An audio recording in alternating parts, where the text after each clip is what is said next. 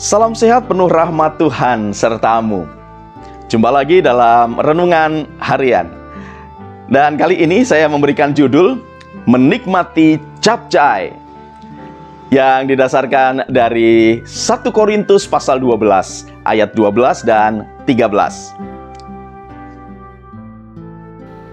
Karena sama seperti tubuh itu satu dan anggota-anggotanya banyak, dan segala anggota itu sekalipun banyak merupakan satu tubuh, demikian pula Kristus.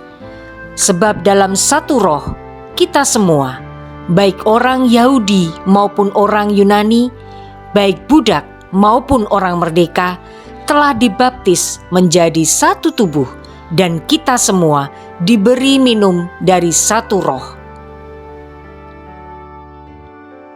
Saudaraku, capcay adalah nama hidangan khas Tionghoa Indonesia yang terdiri dari bermacam-macam sayuran yang dimasak dengan cara direbus menjadi kuah atau digoreng tumis. Ya. Kemungkinan besar capcay dibawa dari daerah Fujian, sebuah wilayah di China di mana suku bangsa Hokkien bermukim. Dalam perkembangannya, orang-orang Tionghoa dari suku Hokkien inilah yang paling banyak bermigrasi ke Indonesia. Ya. Sesampainya di Indonesia, kesukaan mereka untuk memasak capcay ini terus berlanjut karena Indonesia sangat kaya akan berbagai jenis sayuran. Selain juga karena harganya yang lebih terjangkau daripada daging. Banyak orang menganggap bahwa arti nama capcay itu adalah 10 jenis sayuran yang diolah menjadi satu. Anggapan ini muncul karena mengartikan kata cap sebagai 10 dan kata cay sebagai sayur-sayuran. Akan tetapi, jika menilik dari asal-usulnya, maka anggapan tersebut kemungkinan keliru. Ya, sebab dalam bahasa Mandarin, istilah capcay dibentuk dari kata za yang berarti campuran dan cay yang berarti sayuran. Nah, dalam dialek Hokkien, campuran disebut sebagai cap atau diucapkan dengan cap. Oleh sebab itu, capcay lebih tepat diartikan sebagai campuran sayur mayur. Menurut ahli gizi, capcay ini kaya akan kandungan serat untuk membantu proses metabolisme tubuh. Sebagai hidangan berbahan dasar sayuran seperti wortel, brokoli, kembang kol, sawi, kol, kapri, dan lain sebagainya, maka capcay memang menjadi sumber serat yang bagus. Ya. Selain itu, metode memasak capcay dengan cara menumis membuat kandungan nutrisi di dalam capcay tetap terjaga dengan baik. Dalam satu porsi capcay mengandung mineral, kalsium, zat besi, fosfor, dan berbagai macam vitamin. Meski demikian, penggunaan garam, minyak, dan lemak dalam capcay mesti diperhatikan agar tidak merusak manfaatnya. Saudaraku, setiap kali menikmati masakan capcay ini, saya teringat pada nasihat Paulus kepada jemaat di Korintus tentang karunia roh.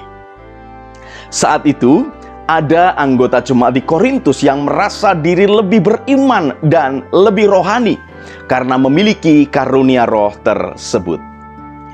Paulus mengingatkan bahwa sesungguhnya karunia-karunia roh itu dianugerahkan Tuhan untuk kepentingan bersama, yaitu pembangunan jemaat. Rasul Paulus menyampaikan, karena sama seperti tubuh itu satu dan anggota-anggotanya banyak, dan segala anggota itu sekalipun banyak merupakan satu tubuh, demikian pula Kristus. Sebab dalam satu roh kita semua, baik orang Yahudi maupun orang Yunani, baik budak maupun orang merdeka, telah dibaptis menjadi satu tubuh. Dan kita semua diberi minum dari satu roh.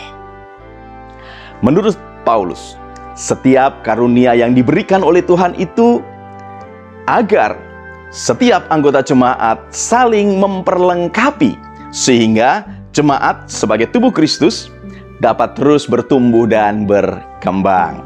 Ya.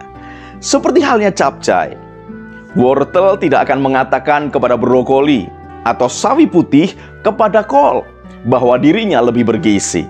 Ya.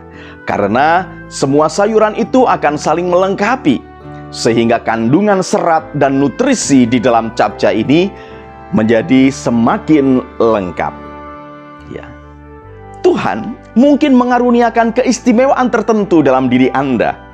Namun pakailah itu untuk memperlengkapi orang lain, sehingga gereja Tuhan dapat berkembang dan nama Tuhan sendiri dimuliakan. Selamat berjuang, Tuhan Yesus memberkati. Salam guru dan keluarga.